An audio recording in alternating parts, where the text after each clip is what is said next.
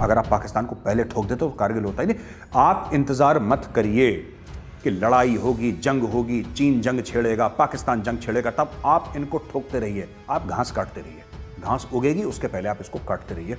आप चाहते हैं कि आपके घर में अगर शांति हो, आपका परिवार शांति से रहे, तो दूसरे मुल्क का घर जलना चाहिए, वरना आपके घर में कभी शांति नहीं होगी। ये मैं नहीं कह रहा, ये इतिहास कह रहा है। अगर आप चाइना के अंदर दिक्कत डाल देते पहले से, अगर आप चाइना के अंदर पहले प्रॉब्लम डाल देते तो चाइना अपनी प्रॉब्लम से जूझ रहा होता, आपके बॉर्डर पे आके वो आंखें नहीं दिखाता आपको।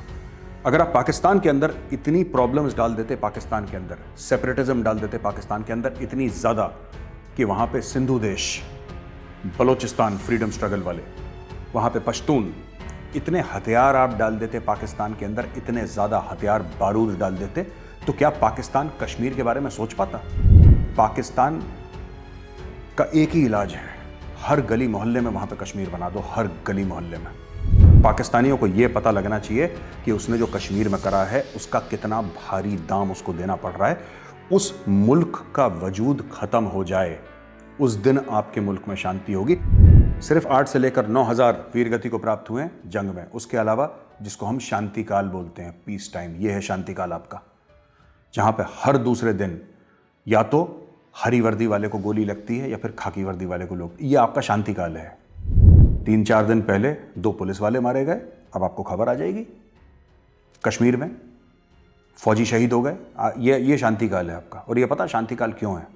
ये सो कॉल्ड कोट अनकोट शांति काल दोस्तों, ये इसलिए है क्योंकि you are a non expeditionary army, क्योंकि आप गांधीवादी हैं, क्योंकि भारत ने कभी किसी पे हमला नहीं करा।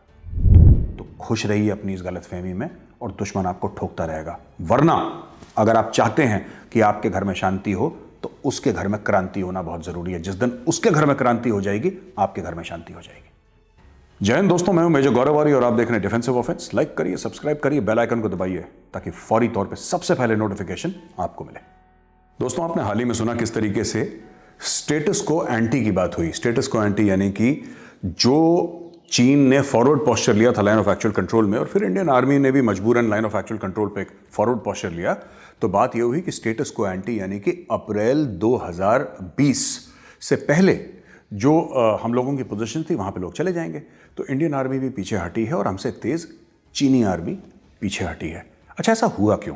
सबसे पहले यह समझने की जरूरत है दोस्तों कि चीन आया क्यों सामने, और इसके कई कारण भी हैं, लेकिन मैं 4-5 आपको कारण बता दूं कि सबसे पहले तो चीन को यह लग रहा था कि साहब डोनाल्ड ट्रंप जो है उसको दूसरा टर्म मिलेगा नहीं मिलेगा। डोनाल्ड ट्रंप से कुछ खासा ही खौफ खाता है चीन, क्योंकि अनस्टेबल समझते थे चाइनीज उसको कि किस तरीके से रिएक्ट करेगा, किसी को कुछ नहीं पता। पहली बात है। दूसरी चीज बहुत जरूरी और बहुत इंपॉर्टेंट ये है कि चाइना को डर लग रहा था क्वाड से, और क्वाड ऑपरेशनल हो रहा था। क्वाड यानी कि ऑस्ट्रेलिया, जापान, इंडिया और यूनाइटेड स्टेट्स ऑफ अमेरिका, इनकी नेवीज लगभग साउथ चाइना सी, जो ट्रेड रूट्स हैं चाइना की, वहां पे एक्टिव हो रही थी। तीसरा कारण, कोरोना वायरस की वजह से चाइना की दुनिया भर में थू-थू हो रही थी, और शी जिनपिंग को लग रहा था कि उसका साम्राज्य जो है वो कमजोर हो रहा है, जो आज भी हो रहा है बाय द वे। और चौथी बड़ी बड़ी इंपॉर्टेंट ये बात है कि कहीं ना कहीं चीन को ऐसा लग रहा था कि इंडिया को प्रॉप अप करा जा रहा है, इंडिया को ऊपर उठाया जा रहा है अमेरिका की तरफ से, कि भारत जो है चीन को आंखें दिखाए और एक काउंटर बैलेंसिंग फोर्स, क्योंकि चीन सुपर पावर है एशिया का, तो इंडिया को भी ऐसा उठाया जाए कि इंडिया चीन के खिलाफ एक दूसरा, जिसको कहते हैं कि दूसरा बॉक्सर या दूसरा कोई बड़ा तगड़ा पहलवान खिलाड़ी एशिया के रीजन में खड़ा हो जाए। तो उसने बोला कि अगर हम इंडिया को टांग देंगे, अगर इंडिया को हम हरा देंगे जंग में, तो फिर एक बार फिर से चीन की हुकूमत बैठ जाएगी, फिर दुनिया भर को एक मैसेज मिल जाएगा कि चाइना से आपको पंगा नहीं लेना, चाइना से दो कदम दूर रहना है। अब दोस्तों, हुआ ये कि चीन आया वहां पे। चीन किस तरीके से आया? आपने वो इमेजेस देखी होंगे ना, सैटेलाइट की इमेजेस, जहां पे टेंट वेंट दिखाई थे। जब भी लड़ाई होती है दोस्तों, तो ऐसे कोई नहीं आता, कोई टेंट नहीं लगाता खुले में, कोई अपने टैंक्स, आर्मर्ड व्हीकल्स कोई खुले में नहीं छोड़ता। उसका कारण है, आपने 100-200 टैंक खुले में छोड़ दिए। अगर इंडिया यहां से आर्टिलरी शेलिंग करता, यानी कि अपना तोपखाना खोल देता, तो उनके जितने भी टैंक्स हैं ना, उनका हलवा बन जाता। और अगर एक एयर बर्स्ट मार देता, जिसमें एयर बर्स्ट वो होता है जिसमें कि एक पूरा जो बॉम्ब है आता है और वो हवा में फटता है, जमीन पे लग के नहीं फटता, वो हवा में फटता है, कुछ खास एक ऊंचाई पे जाके फटता है। उससे नीचे के नीचे जितने भी इन्फेंट्री के ट्रूप्स थे, पैदल सेना थी चीन की, वो साफ हो जाती। चीन कभी जंग करने आया ही नहीं था। जो गलवान की हम बात सुनते हैं, दौलत बेग ओल्डी की बात सुनते हैं, या फिर देप्सांग और भी मुख्तलिफ एरियाज हैं, इन सब की हम बातें सुनते हैं ईस्ट लद्दाख में। चीन कभी लड़ने आया ही नहीं था भारत। चीन आया था कोअर्सिव मिलिट्री डिप्लोमेसी करने, आंखें दिखाने, भारत को कोट अन कोट उसकी औकात दिखाने के लिए। अब हुआ ये कि औकात चीन को दिख गई। गलवान हुआ, आप लगा लीजिए तकरीबन 15 जून 2020 को गलवान हो चुका था। जुलाई अगस्त उसके बाद जो कैलाश रेंजेस हैं उसके ऊपर इंडियन आर्मी ने कब्जा कर लिया। कैलाश रेंजेस जो हैं दोस्तों, वो चाइना में नहीं है, वो इंडिया के अंदर हैं, लेकिन इंडिया ने खाली छोड़ रखे थे क्योंकि हमें उसकी जरूरत नहीं महसूस हुई, क्योंकि हर एक पहाड़ के ऊपर आप फौजी नहीं बैठा सकते। वहां पे तो हजारों लाखों पहाड़ की चोटियां हैं। ना आपके पास इतनी फौज है, ना चीन के पास, ना अमेरिका के पास। दुनिया के अगर सारी फौजों को मिला लें फिर भी आप पूरे लद्दाख की चोटियों पे लोगों को नहीं बैठा सकते। It's not possible. तो भारत ने भी नहीं बैठाया।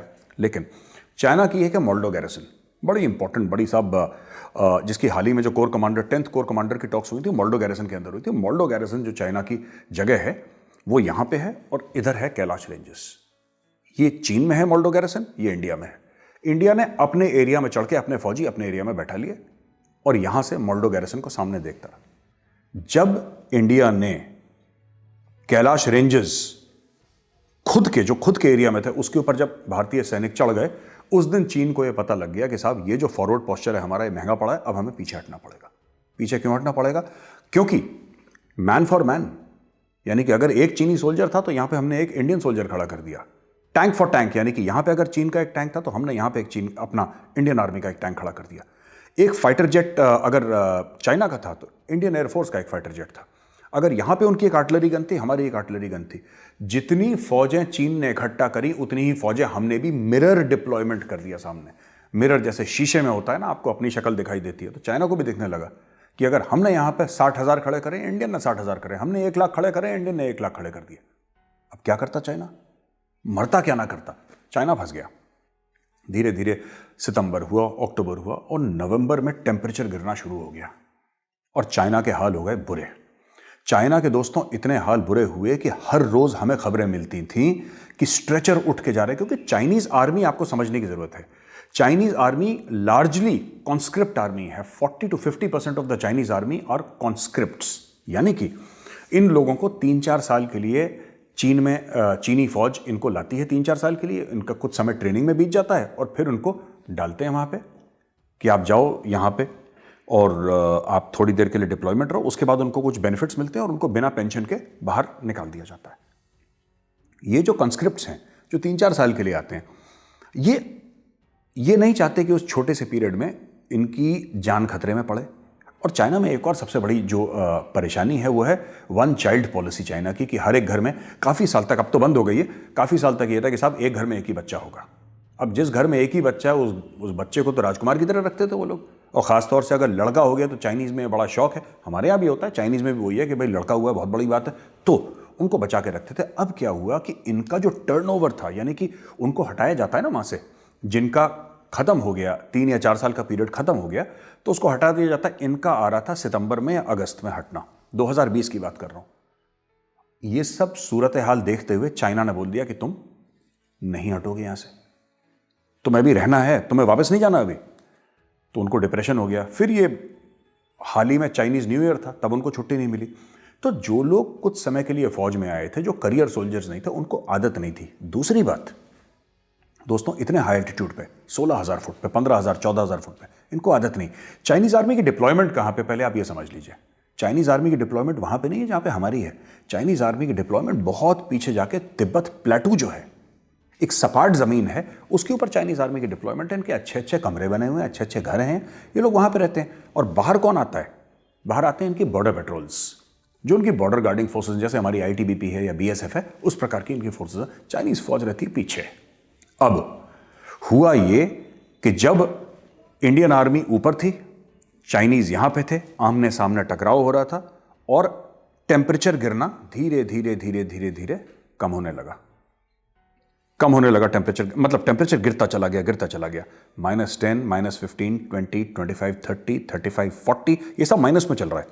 और वहां पे हर रोज चाइनीज हेलीकॉप्टर आ रहे हैं और अपने बीमार फौजियों को पीछे ले जा रहे हैं। चाइनीज की हालत खराब। अब आप बोलेंगे साहब हिंदुस्तानियों की हालत क्यों नहीं खराब हुई, चाइनीज की क्यों खराब हुई? जैसा मैंने आपको बताया, इंडियन आर्मी तो पिछले 30 साल से सियाचिन ग्लेशियर में है। गलवान की हाइट क्या है? 16,000। नीचे जो एरियाज हैं उनकी हाइट क्या है? 14,000। इंडियन आर्मी तो 21,000 फुट पे थी दोस्तों, 21,000 फुट पे। 1984 से है वहां पे इंडियन आर्मी। हम लोग तो ये जो एरिया है ईस्ट लद्दाख का, हम लोग यहां पे 1962 से पहले हैं। 1962 में जो मेरी ही रेजिमेंट ने लड़ाई लड़ी थी रिजांगला की, वो ईस्ट लद्दाख में तो लड़ी थी। तो ईस्ट लद्दाख में हम लोग पहले लड़ चुके हैं, हम लोग वहां पे हैं। चाइनीज आर्मी वहां पे नहीं है।